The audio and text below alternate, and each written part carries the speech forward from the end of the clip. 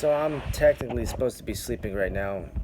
The Lord's going to give me another exciting dream. I can't wait to see what happens, but I just couldn't stop from sharing this. It's just a true miracle. When the pastor's like, when the preacher on the stage is like, has anyone had a miracle in their life, like an actual miracle in their body? I can totally raise my hand now. It's crazy what God's done. It's beautiful. So I've been on a sleep medication for like a year and a half now, a year and 7, 8 months or something crazy, ridiculous. I've been on a sleep medication for about a year and a half, and it made me so miserable. It made me lethargic, apathetic towards life. I didn't care about anything. I didn't care about anyone. It was all me, me, me. And I just didn't have energy to do anything. I was exhausted all the time. I remember running down the steps of the house here, and I was just tired. Just running down the steps got me winded. I remember bending over to put my shoes on one morning and just feeling exhausted just to bend over. I couldn't go walk around the block for a long time. I couldn't do a lot of the things. Wasn't going to the gym at all, didn't have any energy, was so exhausted because of this sleep medication. It turned me into a sedated zombie for months and months. It was like this, just miserable. And I didn't really talk about it with anyone besides my close family, close relatives, because I didn't think it really mattered. Like, I felt like it would pass eventually. But without the medication, I was sleeping like an hour or two a night. I would sleep 1 hour every 3 days. It was just unbearable to live with, not maintainable at all. I would sleep an hour or two. I would, be so devastated at nighttime, so attacked by the demonic. All this opposition would come against me that I'd start getting paranoia, like real paranoia, where I'd feel spirits and things are in the room with me, demons are coming after me. I remember one night I had to force my dad to actually lay in bed with me because I was so just possessed by this evil thing that was causing me to have sleepless nights, just a restless soul. And I actually forced my dad to stay in bed with me all night. And what happens? The strongest spiritual force in my life, my father, lays in bed with me, protecting me. And then I turn to the wall, to face the wall to go to bed. And I kept the light on so I could see everything, super paranoid.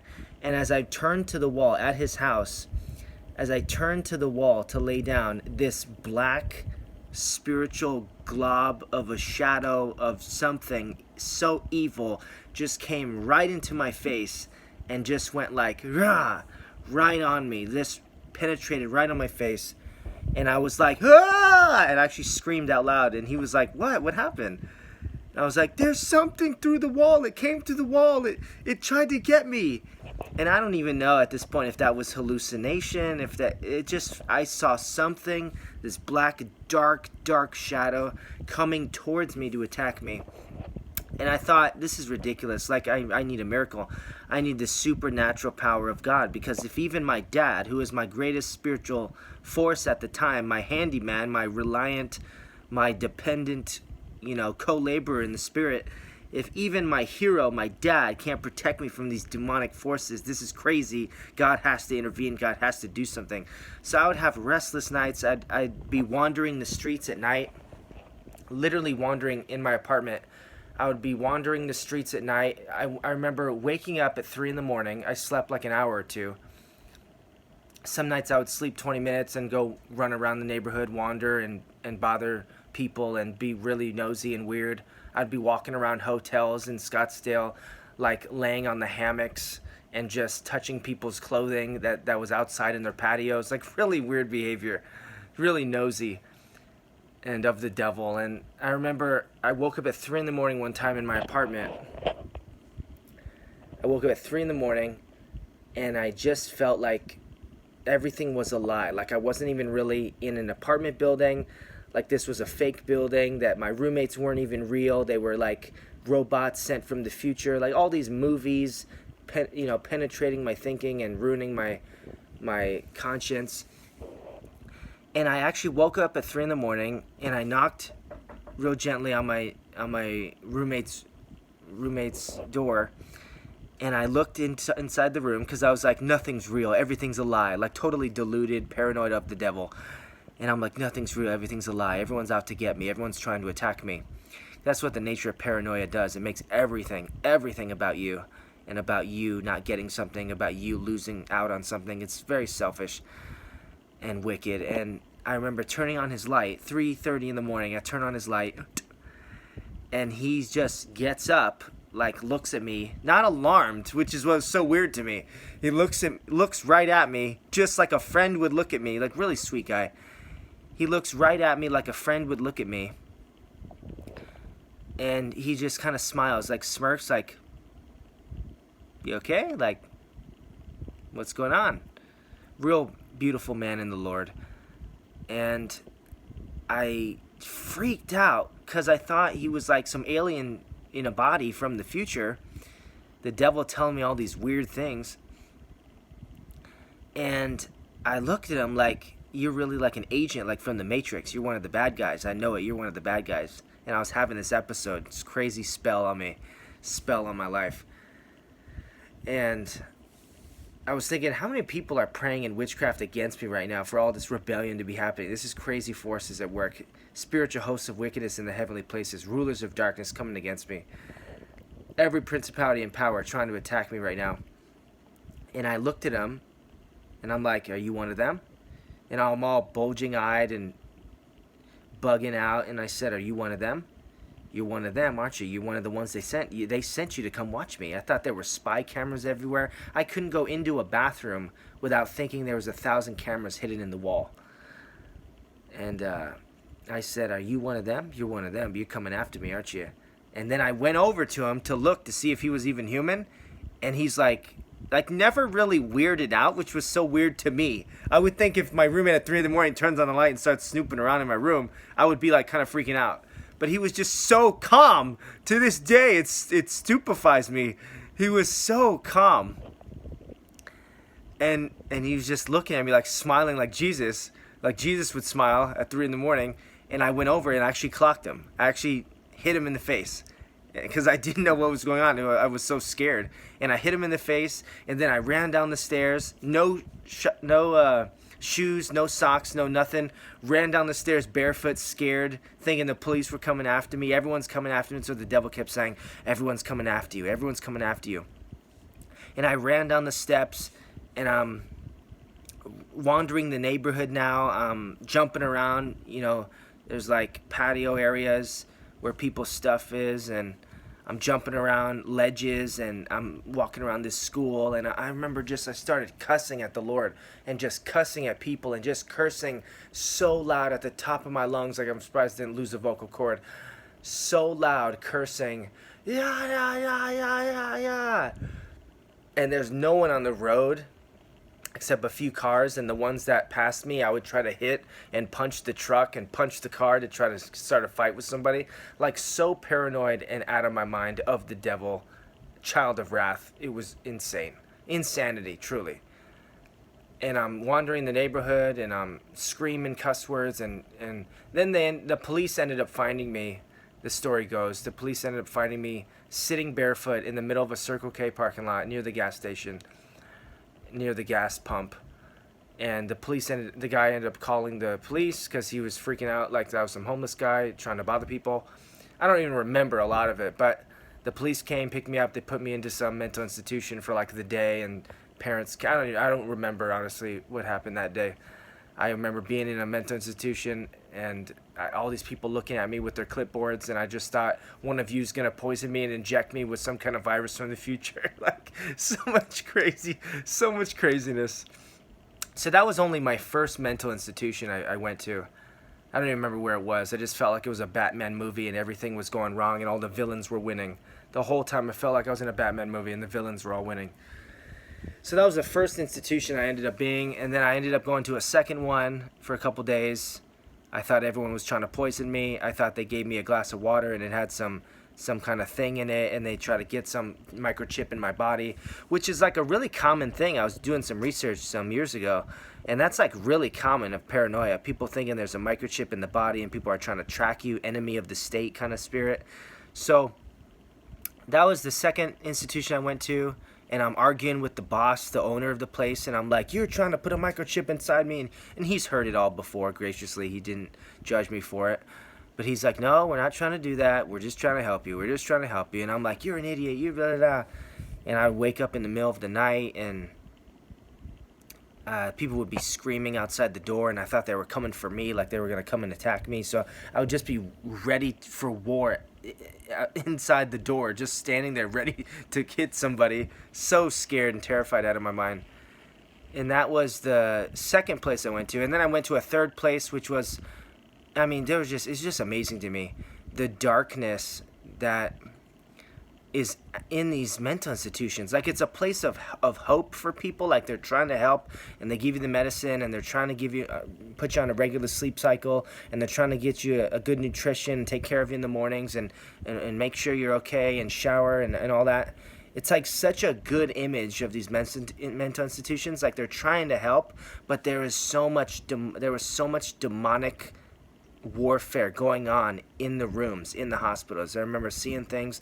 I won't go into detail just for my own sanity's sake, but I just remember seeing so much evil in all these places, like so much darkness, and it was darkness, spiritual darkness, like stuff that the guards couldn't fix, the owner couldn't see it because he was blind, like just spiritual stuff going on. And I'm like, this isn't even hallucinations. This is like me seriously seeing other realms right now in darkness and seeing the devil's power, which is what happens when you don't sleep. It's like your mind becomes attuned to the sixth sense of faith, but it's not just faith, it's also doubt and unbelief. So you're like extra aware of all of the invisibility that's going on, invisible realms, activity in the invisible.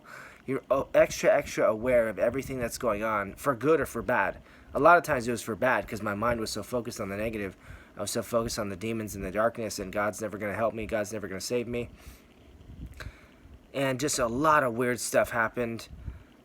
And there was a nice lady, but she was kind of had this witch spirit about her, and she was sitting next to me in the lobby. It's like 3-4 in the morning, nobody's sleeping. It's literally just her and I, and she's talking to herself, talking to the window, laughing, making jokes to herself, and making weird sounds. And I remember I'm just looking at her like, I'm so sorry, I can't do anything for you. I wish I could help you. In Jesus' name, I wish I could help you. But Jesus, I don't even know Jesus right now. Like, he's gone. I don't even feel Jesus at all. I don't even know how to pray. I lost the ability to pray for people. It was the most helpless feeling, and it's what kind of awoke my spirit, and I decided, I'm never going to be in this situation again. Whatever we got to do to fix this sleep disorder, we got to do it, and I'm never going to be in this situation again to not be able to pray for somebody who needs help. Like, she was totally whacked out of her mind, and I thought, I'm as bad as you are. I can't do anything about it. I'm as helpless as you in this place, and they won't let me come over and lay hands on you or pray for you anyway. So it's like total helpless. Never felt so helpless in my life before. So that was just a little glimpse of the dark side. So I go months and months on this medication, just like a year and a half, like I said, a year, 7 months. And it was just a horrible experience, feeling so exhausted, so devastated at life, so miserable, so depressed, even suicidal thinking that didn't come back to me since I was younger started bothering me again, like suicidal thoughts and ideations. And I'm like, something's got to happen. Something's got to be fixed from this. This is ridiculous. I'm not living my life like this, feeling miserable in the body and destitute of God. I'm done with this. So I kind of forsook the idea of medicine for a little while, and I said, I'm just going to start praying against this wicked thing. I'm going to start praying. This was after I got out of the hospital, after they drugged me out for 3 weeks. I was a little bit more sane and clear-minded, clear-headed. So I said, this is ridiculous. I'm just going to go out for prayer. And I went up to get prayer at New Promise, and I'm like, but I don't even know who to go up to. I haven't gone up for prayer in 10 years. What do you even say? Is it awkward? What am I going to do? And I'm looking at the different couples who are praying. I'm like, I don't want to go to my dad for prayer. That's weird. He already can pray for me at the house. I want something else. I want something unique, something different. And I said, oh, they're taken. I don't really know them too. I don't feel like comfortable telling them this intimate stuff about me. Oh my gosh, look at that. It's Cynthia and Pat. I'm like, it's Cynthia and Pat, the most deadly combination in the spirit. Surely they can heal me. They can heal me, and they'll make this devil vanish, make evil vanquish. And I'm like, okay, yeah, let's just do that. Cynthia and Pat, I love it. Calling of God, I choose Cynthia and Pat. I go up to Cynthia and Pat, and I'm like, hey, there's something wrong with my brain. I'm only able to sleep an hour or two every night, sometimes an hour every 2-3 days. It's horrible. I can't do anything about it. I try to pray. I try to do this, try to get other people to pray, and I just need some kind of special word from you or some kind of belief that I don't have, obviously, and I need help. And if you could just pray for new energy to come into my body, because I'm so exhausted all the time, so miserable. And I just explained the whole thing. I felt totally comfortable with them, and so lovingly they just started praying, and Pat started commanding, and Cynthia had all these words of knowledge for me, and Pat started commanding that the waves in my body would start synchronizing and come into alignment with the purpose of Christ, the purpose that he has for me. And then Cynthia got a word of knowledge saying, you need to be careful what you watch before bedtime. God is saying you're watching all this darkness and it's keeping you awake and making you paranoid. And I'm like, wow, there's no way you could have known that, because I literally just started a new TV show where it's like CIA chasing and terrorism, and it's right before bed. Like, I'd just be watching it on my phone, Netflix, before bedtime. And I wasn't even thinking there was a correlation. I wasn't even thinking I watch darkness at night, and then I'm of the devil during the night, and I can't think about anything godly because he's attacking. I wasn't even thinking there was a connection. Like, didn't even dawn on me, not even a clue in my mind. And they started praying, and it was like 6 or 7 minutes. It was a long prayer. Like, I'm standing there a long time, just feeling the warmth of God, the presence of the Holy Spirit just cleansing me and effectually doing all the great things that he does. And I'm like, wow. And I couldn't even say anything because I was so overwhelmed with the love of God. And Cynthia's like, he's getting you real good. I can tell he's getting you real good. I'm like, wow, thank you so much. Thank you so much. And I give them both hugs. And they pray. So they prayed hardcore in the spirit, in faith, the faith I didn't have, faith I couldn't believe for yet. Didn't have the maturity, didn't have the ability, didn't have the energy to pray like they prayed. And then something happened, like a day or two later. After they pray, I kid you not, a day or two later, my clinic calls me and says the insurance is not going through for your medications. I'm sorry, this is really a once-in-a-lifetime hiccup. This never happens. We can't do anything about it until we clear the insurance. I think they were putting me on Access or something, a new plan, and a new format. Wasn't sure. It didn't make any sense. It was just confusion in my ear as far as I was concerned. And they're like, you have a new insurance, I guess. Like, they're all confused. Everyone doesn't know what they're doing. It was really weird. Really rare to see, like, a professional clinic not knowing what's going on. It's really rare. And so, godly timing. I mean, I just got prayer, and now they're saying that the medications won't even come through. They're not getting passed at the clearance and the insurance level. So I'm like 2 or 3 weeks without medication. After they pray, 2 or 3 weeks, no medication. And that, in my world, like 2 days without medication was deathly. Like, you don't go 2-3 weeks in faith, quote unquote, and think you're going to be fine, you're going to make it out alive. So I'm like biting my fingernails and praying to God every night. God, I pray that this not be the night that I disappoint you. I don't want to do things for the devil anymore and be bossed around and ruled by every form of what he has. I'm not trying to go and beat up my roommates and fight things again. I already learned my hospital time. I don't want to go back there. Please, God, just do something. I don't know what to do. And he just started giving me rest, started giving me comfort, and started speaking to me very calmly. Sometimes God speaks to me very like a militant warrior, and it motivates me to do something. But this time he was so calm, and he was so relaxed. Like, I'm freaking out, potentially freaking out even, and he was just so relaxed. Like, dude, you gotta calm down. And I'm like, what do you mean calm down? I could be not sleeping again tonight, and my mom's gonna freak out. I'm living in her house right now, helping her out, staying here, being the joy of her life, as she says. And I could seriously be totally ruined and go back to the hospital tomorrow. You gotta help me. And he's like, dude, God's like, dude, just relax. They prayed for you already. I'm healing everything. I'm mending every wound. I'm tending to every problem, every issue that arises. Calm your heart. Steward what I've given you. Respect what I have. And just take care of what I've done for you. Take care of the things I've given you. And I'm like, okay, I just calm down. I'll just be in faith that nothing's going to happen. and you'll take care of me. You didn't bring me this far just to abandon me now. I thank you for the prayer. I know I felt something different. I felt like a shift in my brain, a shift in my psyche. So you're just going to take care of it. It has been almost 2 months now. This is the glory of it. It has been almost 2 months now, and I've been untouched by the devil at nighttime, unhaunted in my dreams. God has given me new dreams where I can desire anything I want, and he lets me have it in a dream, evidently, like just the goodness of the Father. It has been 2 months now. I've not had an episode. 2 months of me sleeping amazing. I mean, I'm sleeping 10 to 13 hours. I slept yesterday from like 9 p.m. to 11:30 on Saturday. 9 p.m. to 11:30. Like, I didn't wake up till after Dave was gone. It's been 2 months, and I haven't had any issues, and I've been sleeping over 12 hours a night naturally. Melatonin fine in my body. I used to have to take those melatonin tablets, and I was popping them like crazy, popping them like candy, like Pop Rocks. And I've had to do nothing. I don't have to do the lithium I was on anymore. The sleep med I had, the sleep med, the trazodone, used to put me right out. I don't even take that anymore. I ran out of stuff. Like, I had nothing left to do. I had nothing left to take. So I took every pill that I had, like there's not that many left, but I had all these bottles. You see it? Had all these bottles just ready to go. That's half of what was there. It used to be 20 bottles. And I just had no pill left. And they ran out of pills in the insurance policy, and I couldn't take anything. So literally, I was just forced to rely on God and stay in faith, and that He is my reconciler. He is my refuge. He's my safe place. He's my safe haven. He's my strong tower. He's the one that I go to for a safe dwelling, a place of security.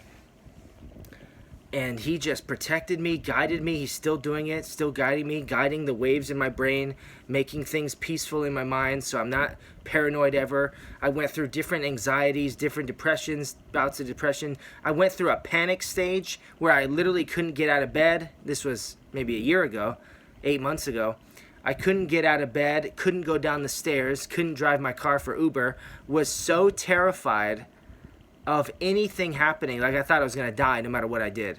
If I go downstairs, I'm going to die. Something's going to happen. Something's going to fall. Like an extreme version of paranoia, which they call panic attacks.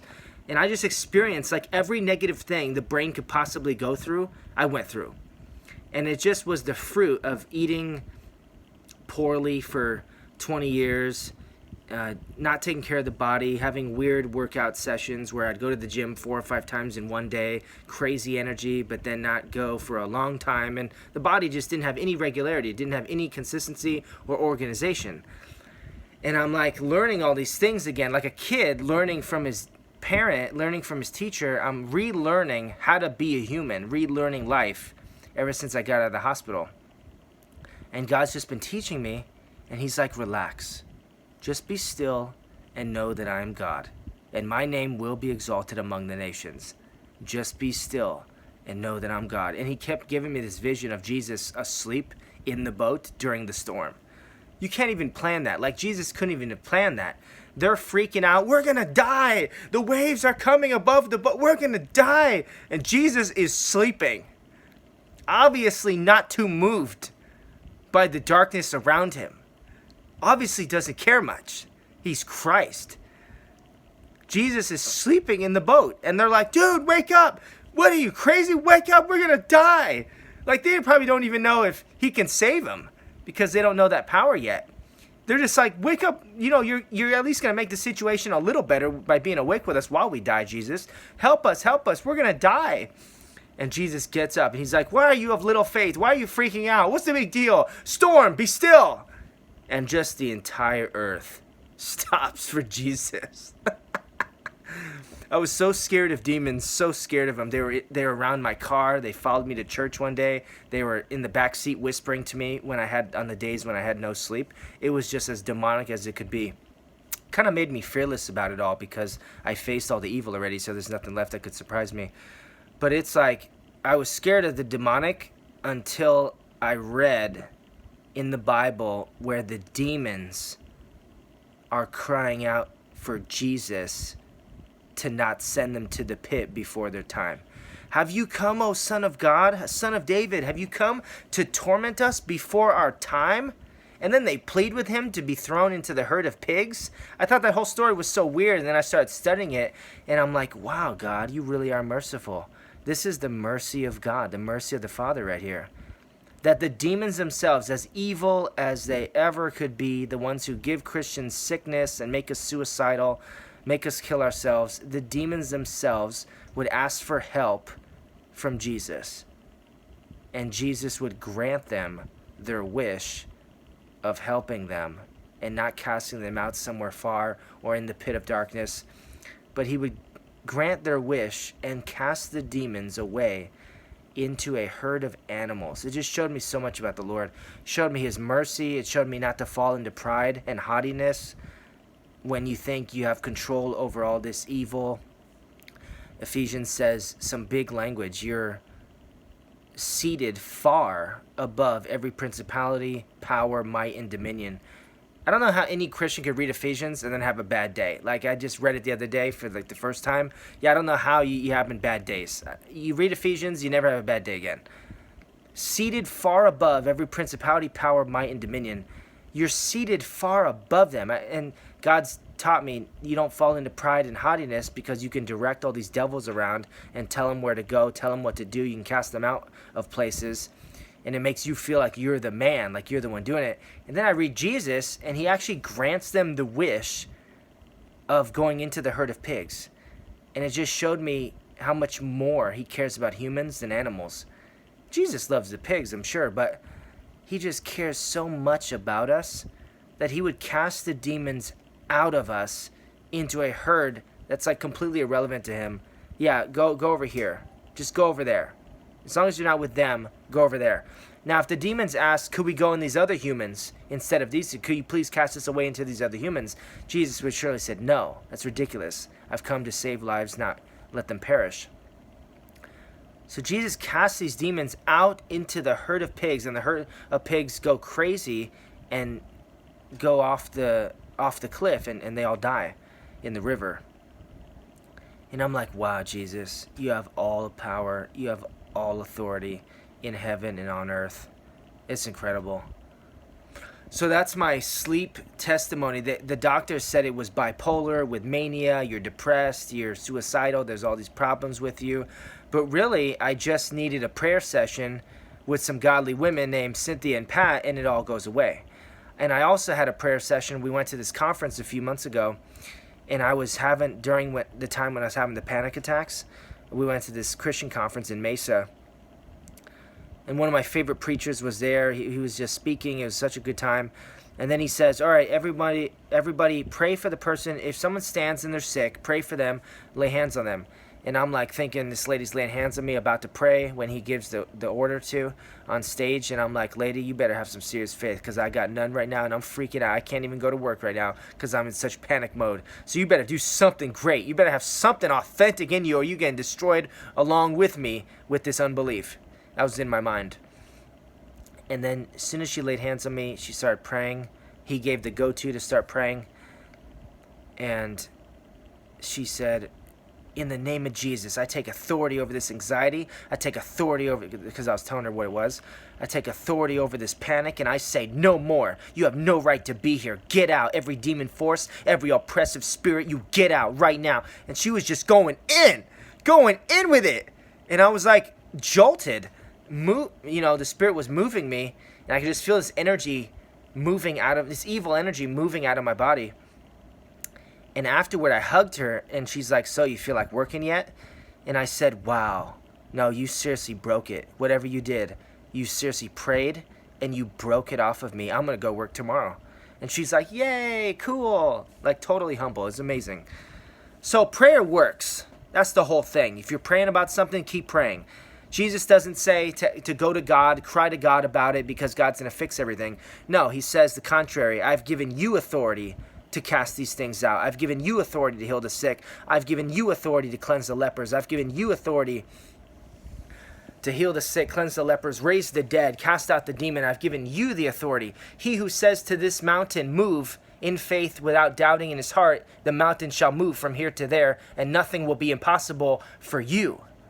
not for God. That was my mistake. All these years I was like spiritually trained in the subconscious to just ask God for help, ask Father for help, ask Daddy for help. He'll fix everything. It's like step one of the Bible. Ask God for help. Yeah, it's great.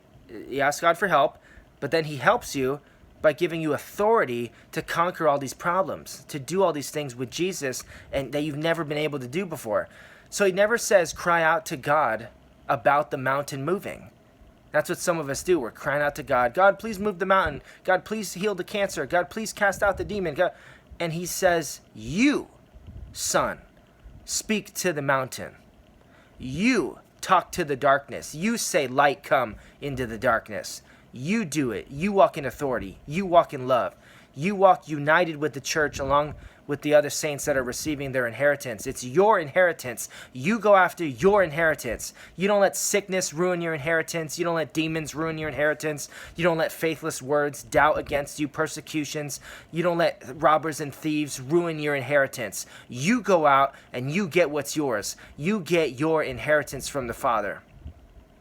So I just wanted to bless you all with this amazing story, amazing testimony of God's goodness. He's so good, and now I'm going to go dream about stuff that I didn't even know was possible, didn't even know God cared so much about the intimate details of my life. And it's just amazing what you can do when you know the truth. When you have the truth, it truly makes you free.